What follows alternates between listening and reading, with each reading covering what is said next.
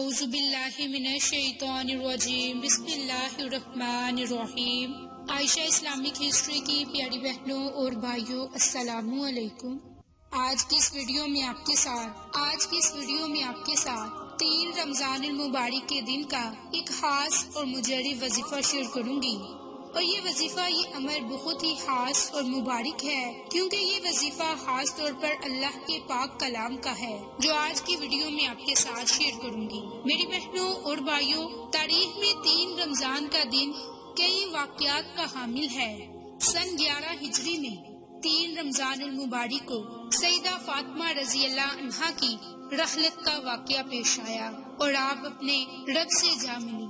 تو میری بہنوں، آج کے دن آپ نے بالخصوص حضرت فاطمہ زہرا کے لیے ان کے صالحہ ثواب کی نیت سے 2 رکعت نماز نوافل ضرور پڑھے، اور کم از کم ایک مرتبہ سورۃ یاسین کی تلاوت کر کے اللہ سے ان کے صالحہ ثواب کی نیت سے دعا مانگی۔ انشاءاللہ اللہ کی ذات ہماری دعاؤں کو سنے گا اور ہماری دعاؤں کو قبول فرمائے گا۔ میری بہنوں اور بھائیوں، اللہ تعالیٰ نے اپنی شاہکار تخلیق انسان کو جسم اور روح سے مرکب کیا۔ یہ اس کی کمال قدرت ہے کہ اس نے ان دونوں عناصر کی پرورش انسان میں کی۔ میری بہنوں، یوں انسان کے ظاہر اور باطن کی اصلاح اور صحت کے ذریعے اسے زندگی کے مختلف کیفیت سے لذت آشنا کیا۔ نفس انسانی کی ظاہری اور باطنی اصلاح کے لیے اللہ تعالیٰ نے اپنی انبیاء کرام علیہ السلام کی وساطت سے جو نظام عبادت دیا، اگر انسان ان پر عمل کرے تو وہ فرشتوں کی صفت ہے۔ حضرت ابو ہریرہ رضی اللہ عنہ سے روایت ہے کہ رسول اللہ صلی اللہ علیہ وآلہ وسلم نے فرمایا کہ اللہ تعالیٰ نے فرمایا، آدمی کا ہر عمل اس کے لیے ہے، اور ہر نیکی کا ثواب 10 گنا سے لے کر 700 گنا تک ہے، سوائے روزے کے کہ وہ میرے لیے ہے اور میں ہی اس کی جزا عطا کرتا ہوں۔ یقیناً وہ کھانا اور شہوت نفسانی کو میری وجہ سے ترک کرتا ہے، اور اپنا پینا اور شہوت میری وجہ سے ترک کرتا ہے، بس وہ روزہ میرے لیے ہے اور میں ہی اس کی جزا عطا کرتا ہوں۔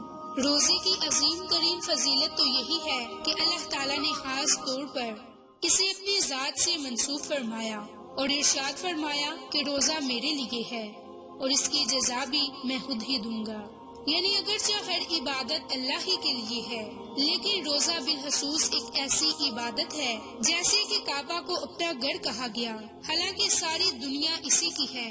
تو میری بہنوں اور بھائیوں، یہ تھی رمضان المبارک میں روزہ رکھنے کی فضیلت، برکات۔ اب آپ کو 3 رمضان المبارک کے دن سے لے کر 10 رمضان المبارک کے دن کا ایک ایسا خاص عمل، ایسا خاص وظیفہ شیئر کروں گی کہ جس کی برکت سے اللہ کی ذات آپ پر اپنے غیبی خزانوں کے دروازے کھول دے گا۔ آپ اللہ کی ذات سے جو دعا مانگو گے، اللہ کی ذات آپ کو ضرور عطا کرے گی۔ میری بہنوں اور بھائیوں، جو چیز مقدر میں نہیں بھی لکھی، دنیا میں اگر نہیں ملے گی تو رب کریم اس سوال کو ادھورا نہیں چھوڑیں گے۔ دنیا میں نہیں تو آخرت میں ضرور عطا فرمائیں گے۔ جب ملنا ہی اس در سے ہے تو مانگنے والے کو تو پھر مانگنے میں کمی کیسی؟ اس لیے ہمیں اللہ سے جتنا مانگنا چاہیے ہم مانگتے نہیں۔ آج دیکھیں، نماز پڑھ کر 5 منٹ کے لیے اللہ سے دعا نہیں کرتے، 1 یا 2 منٹ کے لیے دعا کر کے بس چھوڑ دیتے ہیں۔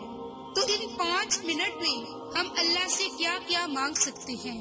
میری بہنوں، جب ہمارے پیارے نبی نے فرمایا کہ دعا عبادت کا مغز ہے، تو رات کو تہجد پڑھتے تھے اور اللہ تعالیٰ سے مانگتے تھے۔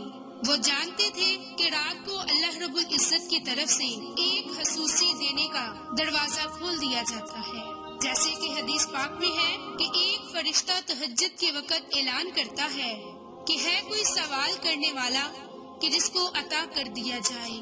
ہم تو مائل با کرم ہیں، کوئی سائل ہی نہیں راہ دکھائے۔ تو جس وقت اللہ کے فرشتے صدائیں لگاتے ہیں، اس وقت ہم لمبی تان کر سو رہے ہوتے ہیں، اور جب صبح اٹھتے ہیں تو کہتے ہیں کہ یہ پریشانی ختم نہیں ہوئی۔ تو پریشانی کیسے ختم ہو جب ہم اللہ سے مانگتے نہیں، اللہ سے التجا کرتے ہی نہیں، سچی توبہ کرتے ہی نہیں؟ تو اللہ کو الزام کیسا؟ تو میری بہنوں اور بھائیوں، اللہ کی ذات سے خصوصی مانگا کریں، اللہ کا ذکر کیا کریں، اللہ کے ناموں کو پکارا کریں، اور یہ ماہ مبارک کا مہینہ ہے، اس مہینے میں اللہ سے دعا مانگے، اپنے گناہوں پر ندام ہوں۔ اللہ تعالیٰ تو خود فرماتا ہے کہ اے ابن آدم، جب تک تو مجھ سے دعا کرتا رہے گا اور مجھ سے امید رکھے گا، میں تمہیں معاف کرتا رہوں گا، چاہے تم سے کچھ بھی سرزد ہو جائے۔ اے ابن آدم، مجھے اس امر کی کوئی پرواہ نہیں کہ اگر تمہارے گناہ آسمان کی بلندیوں تک پہنچ جائیں، پھر تم مجھ سے بخشش کی طلب کرو تو میں تمہیں بخش دوں گا، اور مجھے اس کی پرواہ نہیں۔ اے ابن آدم، اگر تو گناہوں سے پوری زمین بڑھ کر لے آئے، لیکن تمہارے دامن پر میرے ساتھ شرک کا داغ نہ ہو، تو میں اتنی ہی مغفرت لے کر آؤں گا اور تمہیں معاف کروں گا۔ تو میری بہنوں اور بھائیوں، اللہ کے نام میں بڑی طاقت، بڑی ہی تاثیر ہے، تو اللہ کے ناموں کو پکار کر اللہ سے دعا مانگے۔ اور جو تسبیح آپ کو بتاؤں گی، یہ عرشی خزانوں کی خاص تسبیح ہے، جس کی برکت سے آپ کا رزق بڑھے گا، جس کی برکت سے آپ کے علم میں اضافہ ہوگا، جس کی برکت سے آپ اللہ سے جو چیز مانگو گے، اللہ کے ذات آپ کو ضرور عطا کرے گا۔ تو میری بہنوں اور بھائیوں، عرشی خزانوں کی یہ تسبیح کون سی ہے؟ بسم اللہ الرحمن الرحیم۔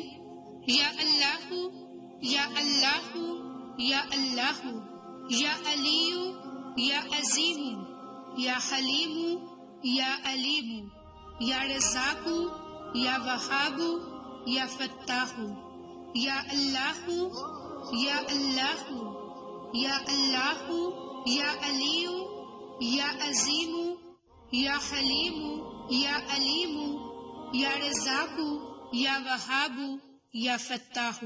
یہ اللہ کے نام ہیں، اور ان ناموں کو صرف اور صرف آپ نے 3 رمضان المبارک کے دن سے لے کر 10 رمضان المبارک کے دن اس خوبصورت تسبیح کو، عرشی خزانوں کی یہ تسبیح میں سے کلمات ہیں، انہیں صرف اور صرف روزانہ 8 مرتبہ پڑھنا ہے۔ اور یہ عمل، یہ وظیفہ سحری کے بعد یا پھر افطار سے پہلے جب بھی آپ کو مناسب وقت ملے، آپ اس عمل کو، اس وظیفے کو کر لیں اور اللہ کی ذات سے دعا مانگیں۔ انشاءاللہ اللہ کی ذات آپ کو ہر وہ چیز عطا کرے گی جس کی آپ کو ضرورت اور طلب ہے۔